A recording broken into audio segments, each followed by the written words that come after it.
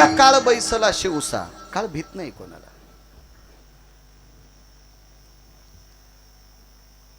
काळ हा पैशाचं सुद्धा ऐकत नाही. बाकी क्षेत्रात तुम्ही पैसे चालतील,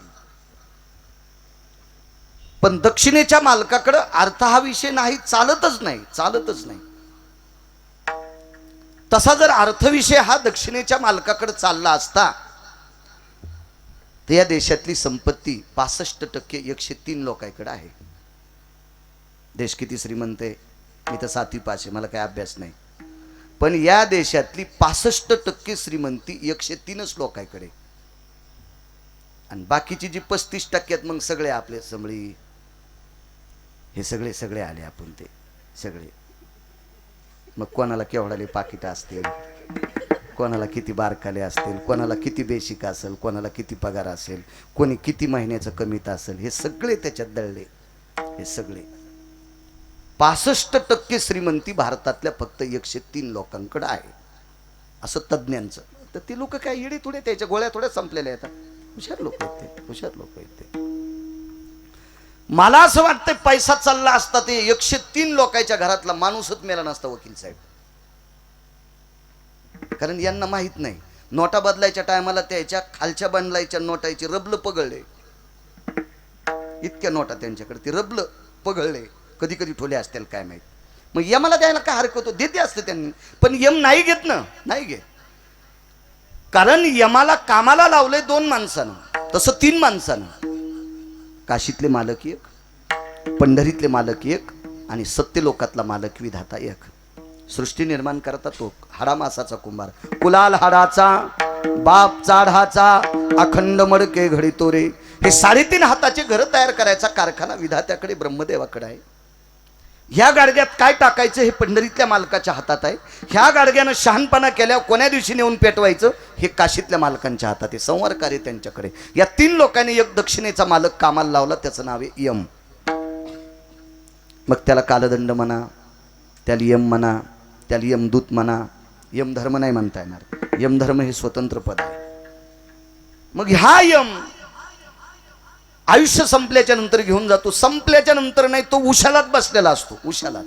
एक जण म्हणला, महाराज त्याला कसं काय कळतो आपलं आयुष्य संपलेलं, त्याला कळतं कसं काय आपलं आयुष्य संपलेलं. पंढरीतल्या मालकाने प्रत्येक माणसाच्या सोबत 2 माणसं ठेवलं. चित्रगुप्त भय सकल सुधा, छंद पराभय जायंते. गुप्तर भययति चित्र सुधा, चित्रगुप्त भय जायंते. एकाचं नाव आहे चित्र आणि एकाचं नाव गुप्त. अंधारात बी लिहितेत, उजेडात बी लिहितेत, पावसाळ्यात लिहितेत, हिवाळ्यात लिहितेत, वादळात लिहितेत. त्याच्या पेनची शाही संपत नाही. तू किती पुण्य केलं त्याचाही कॉलम लिहालेत, आणि किती हरामखोरपणा केला त्याचाही लिहितेत. सगळं लिहितेत, सगळं लिहितेत, पूर्ण पूर्ण पूर्ण पूर्ण. आणि एका क्षणाक्षणाला दक्षिणेच्या मालकाला निरोप देतेत, आता 2 तासाच्या नंतर काही मिनिटानं अमक्या अमक्या व्यक्तीकडे तुम्हाला यावं लागतंय, असं ते सांगत राहतो. आणि मग यम त्यावेळेला घेऊन जातो. तुम्ही लक्षात घ्या, यम असा विचार करत नाही हा फार मोठ्या माणसाच्या अमक्याच्या सानिध्यातला आहे, याच्याकरता आपण याला थांबू. बाकीच्या याच्यात मोठेपणाचं नियम आहे बाकीच्या गोष्टीत, पण मृत्यूच्या बाबतीत तुम्ही किती मोठ्या माणसाजवळ जावा, मृत्यू नाही थांबल्या जात. गरुडाच्या पाठीवर पंढरीत ते मालक बसतात असं सर्वांना ज्ञात आहे, असं पुराण सांगते. आणि पुराण हे देहूतल्या मालकांना आवडत आहे ना, भंगेऱ्याला नाही आवडत काय, त्याच्यावर काय संबंध आहे. देहूतल्या मालकाला आवडते. तुका म्हणे नाही विश्वास ज्या म्हणी, आणि पहावे पुराणी विचारून. आता काही माणसाचं काम कसं असतंय, गोळा तोंडात धरणं त्या गोळ्यालाच मानणं, त्या तितक्याच गोळ्याला. बैलाचा पाय नदीत गेला, चिखलात पाय काढा, त्या पायाच्या खड्ड्यामध्ये पाणी साचलं, त्याच्यात बेंडकी जनली, 2-4 पिलं, आणि त्या पिलाने विचारलं आई विश्व कोणतं आहे. ती म्हणली हेच विश्व मोठं आहे. पुढच्या पोळ्याला जेव्हा बैल आला तेव्हा पिलू बाहेर आलं, आणि ते म्हणलं माय तू येडपट हेच ग. असा एक प्राणी पाहिला की त्याचं पायच आपल्या घरात बसत नाही, इतका मोठा प्राणी, फुटून बेंडकी मेली. असं काही बेंडकी सारखं स्वरूप असतं काहीचं, ते तितक्या पुरतं ते त्यालाच मानणार, विश्वाला बाकीच्याला मानित नाही. ते गरुडाच्या पाठीवर पंढरीतले मालक बसतात. तसे तो दोघं भाऊही अत्यंत नाविन्यपूर्ण होते. एकानं सूर्याचा रथ हाकला आणि एकानं जगाच्या मालकाला पाठीवर घेतलं. वारकरी संप्रदाय किती पवित्र आहे लक्षात घ्या. पवित्र, तर ती पवित्रता सांगण्याची माझी काय पात्रता आहे. पण वारकरी संप्रदाय किती दक्ष आहे, खऱ्याची पोचपावती किती लवकर देतो. या विश्वातला सूर्याचा रथ अरुणाच्या व्यतिरिक्त कोणीच हाकू शकत नाही, कोणीच हाकू शकत नाही. आणि अरुण जर एक दिवस गैरहजर राहिला तर दिवसभराची पूर्ण दैनंदिन क्रिया मातीत जाईल. पण तो अरुण नावाचा व्यक्ती सूर्याचा रथ एकही दिवस गैरहजर राहता हाकत नाही, रोजची रोज हाकतोय. म्हणून सूर्योदय झाला असं कधीच वर्णन नाही, अरुणोदय झाला. उठा अरुणोदय प्रकाश झाला, हरी चौघडा सुरू झाला, आखडारती समयाचा. प्रकाश झाला, हरी चौघडा सुरू झाला, आखडारती समयाचा. उठा अरुणोदय प्रकाश झाला, उठा सूर्योदय प्रकाश झाला नाही. म्हणजे अरुणही आध्यात्मिक क्षेत्रामध्ये वारकरी संप्रदायानं गोड ज्याची दखल घेतली आणि ज्याला उंची दिली तो अरुण आहे. आणि गरुडच आहे. गरुड नुसता सारथी नसून पंढरपुरातल्या मालकाचा, जसा एखाद्या मंत्र्याचा पिया असतो तसा गरुड हा पंढरपुरातल्या मालकाच्या जवळचा पिये. महाराज याची भेट घेतल्याशिवाय पंढरपुरातला मालक भेटत नाही. कान धरून या नाचेन गरुड पारी. त्या गरुडाच्या जवळ काम धरल्याशिवाय गरुड सांगतच नाही पंढरपुरातल्या मालकाला याला स्वीकारा म्हणून. काय पद असेल होते, किती मोठं पद आहे. आणि ह्या पंढरपुरातल्या मालकाला गरुड पाठीवर घेत होता. मालक कोणाला म्हणायचं नाही, बरं कोणाला म्हणायचं नाही. विश्वाच्या मालकानं दिलेला बुद्ध्यांक, विश्वाच्या मालकानं दिलेली ही रसना जिच्यावर ब्रह्मकन्येचं अधिष्ठान असते. आणि ह्या ब्रह्मकन्येचं अधिष्ठान हरामखोराला मालक म्हणून घालायचं नाही. विठाला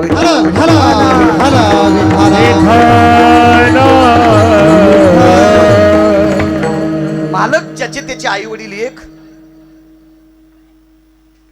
एखाद्याची तर काम करत असेल तर काम करेपर्यंत तात्पुरता मालक एक, पण विश्वाचा मालक तोच आहे.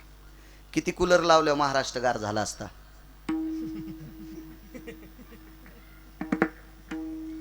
मागच्या 5-7 दिवसात 10-10, 20-20 मिनिटात महाराष्ट्र गार करण्याची ताकद ज्याच्यात आहे त्याला पंढरपुरातला मालक म्हणतात. वृक्षाचे पान हाले ज्याची सत्ता राहिली अहंता मग कोठे. या पृथ्वीवर जितके झाड आहेत त्या झाडाचं एकही पान त्याच्या सत्तेशिवाय हालत नाही. मी बोलतो, तुम्ही माझ्याकडे पाहता, तुम्ही माझ्याकडे पाहता, मी तुम्हाला बघतोय. याच्यातली कोण क्रिया चालवतंय.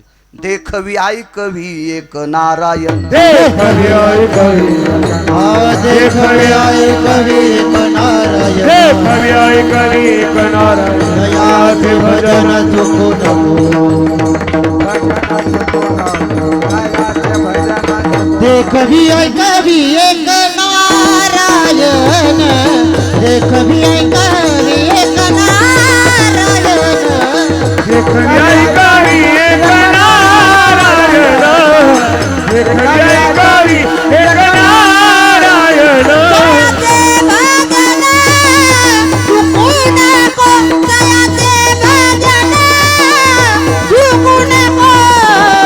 देखवी ऐकवी एक नारायण,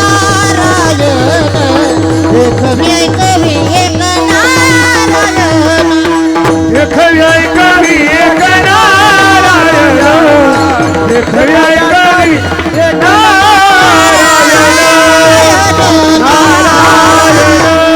महाराज तुमची आणि माझी सर्वांची क्रिया चालवतो तो एक मालक आहे. तो जगाचा मालक आहे, जगाचा मालक आहे. आणि अशा मोठ्यांच्या सानिध्यात गरुड आहे. तुम्हाला एक सांगू का, चांगल्याच्या सानिध्यात राहिलं की माणसाचं मोठं होत असते. देशोदेशी धाक जयाच्या उत्तरे, देशोदेशी धाक जयाच्या उत्तरे, देशोदेशी धाक जयाच्या उत्तरे, देशोदेशी धाक जयाच्या उत्तरे, दयाचे कुतरी परिभले, दयाचे कुतरी परिभले, दयाचे कुतरी परिभले. देशोदेशी धाक जयाच्या उत्तरे, तयाचे कुतरी परिभले. महाराज ज्याच्या वाणीचा देशोदेशी धाक आहे त्याचं कुत्र झालेलं परवडत आहे. ठाकूरबाचं घोडं झालेलं परवड. आज लाखो लोकांचा समुदाय ज्या घराण्यातल्या समाधीपशी माऊली महावैष्णव ज्ञानोबरायांचा ताफा थांबतोय, सामान्य घराणं आहे. त्या घराण्यात राहिलेलं घोडं एकादशीचा वाद मिटवतंय. एकादशीच्या दिवशी पंढरपूरला प्राण सोडतंय. आज त्याची समाधीचं दर्शन बघा.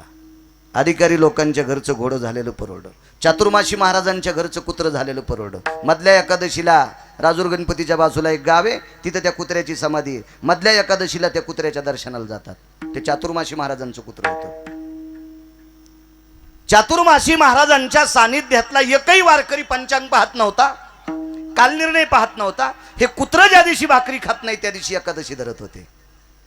किती मोठ्याच्या सानिध्यातलं कुत्रं.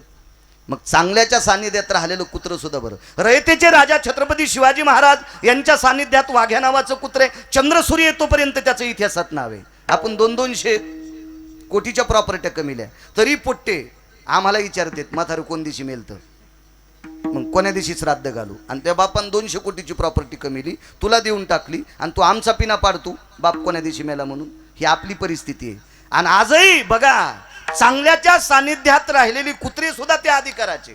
संताजी महाराज जगणारे यांच्या सानिध्यात राहिलेला सखा नावाचा बैल, सखा नावाचा बैल जितका अनन्यसाधारण महत्व संताजी महाराजांच्या पुण्यतिथीला आहे, तितकंच अनन्यसाधारण महत्व सखा नावाच्या बैलाच्या पुण्यतिथीला आहे. कारण तो बैल तुकोबारायच्या अभंग ऐकल्याशिवाय चलतच नव्हता. मोठ्याच्या सानिध्यात राहणारे जनावर सुद्धा मोठी होत असतात. विठाला विठाला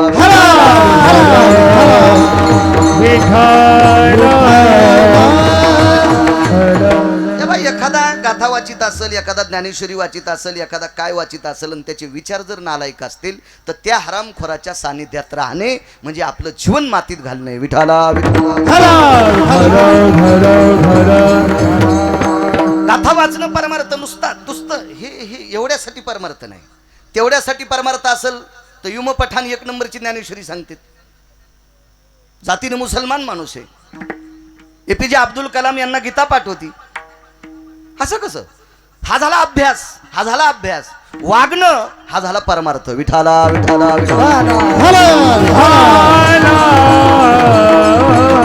मी सांगत असतो पक्वाद्याला किती बोल पाठ येतं, गायकाला किती स्वराचं ज्ञान आहे, कीर्तनकार किती अभ्यास आहे, त्याच्यापेक्षा तंबाखू खातू का, गुटखा खातू का, बिड्या ओढीतू का, असे जर व्यसन करीत असेल तर त्याचं कीर्तन ऐकलं पुण्य तर नाहीच नाहीच नाहीच. त्याच्या पुढं बसणं सुद्धा तुम्हाला पाप फेडावं लागेल.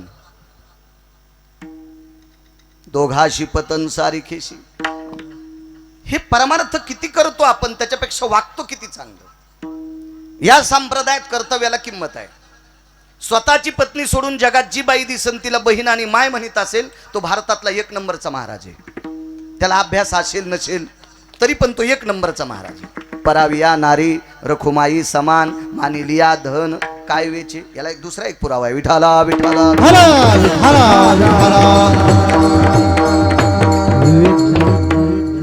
आध्यात्मिक क्षेत्रामध्ये या प्रापंचिक जीवनामध्ये विश्वातलं सर्वात मोठं दैवत कोण असेल तर ज्याचे त्याचे मायबाप आहेत. गरुडाचं चरित्र सांगत होतो. गरुड हा मोठ्याच्या सान्निध्यात आहे, पण आईवर किती प्रेम करत होता गरुड. आईने विचारलं गरुडा कुठे चाललास रे. काही नाही म्हणे, आज ग देवांचं अधिवेशन आहे. आपल्या ढवळ्या कपड्यावाल्याचं असतं ना, हिवाळी उन्हाळी पावसाळी अधिवेशन असतं ना, तसं देवांचं पण अधिवेशन असतं. कोण्या भागात गारा फाडून पिकं नाश करायची, कोण्या भागात नेमका सोयाबीनला शेंगा लागल्यावर पाऊस बंद करायचा, हे त्याचं अधिवेशन घेतात ना ते घेतो बरोबर. तो व्यवस्थित घेतो अधिवेशन. काय घेईल अधिवेशनात काय नाही. किती गर्दी झाली सोहळ्यात, पण नवमीच्या दिवशीत बाकीचे माणसं घरी केले. इतका पाऊस पाडला की रावट्याची खिळे गवसली नाही. हे अधिवेशनच आहे त्याचं अधिवेशन. असा पाऊस पाडला एसटीच्या वरी बसून माणसं घरी. नाही तुम्हाला पंढरपुरात ठेवणारच नाही मी. वापस केले माणसं, वापस केले. हे त्याच्या अधिवेशनातच ठरतंय ते. असं एक देवांचं अधिवेशन. आणि या अधिवेशनाला गरुड निघाले. येऊन या काळ सांगतोय बैसला शेवसा. अधिवेशनाला निघाले. आईने विचारलं कुठे चालला रे. आई ग आज अधिवेशन मी चाललो, मी येऊ का रे. खरं तर गरुड नाही म्हणला असता तिथे जमलं असतं, पण आईच्या शब्दाला तडा नाही जाऊ दे. मी नेहमी सांगत असतो, जो मुलगा आईवडिलाचं दर्शन घेतो का त्याला भारतातल्या कोण्याच महाराजाच्या पाया पडायची गरज नाही. आणि मायबापाचं दर्शन घेत नसेल आणि महाराजाच्या थैल्या उचलीत असेल तर त्याच्यासारखा भडवा जगातच कोणी नसेल. विठाला विठाला विठाला.